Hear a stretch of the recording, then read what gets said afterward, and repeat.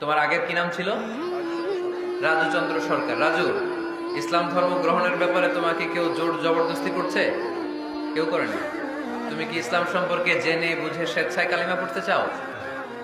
তাহলে তুমি আমার সাথে আওয়াজ করে পড়ো, আশহাদু আল্লাহ ইলাহা ইল্লাল্লাহ ওয়া আশহাদু আন্না মুহাম্মাদান আবদুহু ওয়া রাসূলুহু।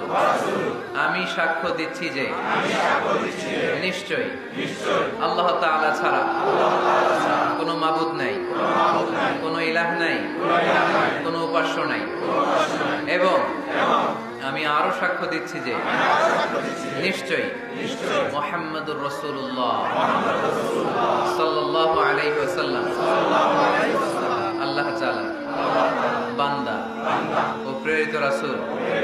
আল্লাহু আকবার, আল্লাহু আকবার, আল্লাহু আকবার।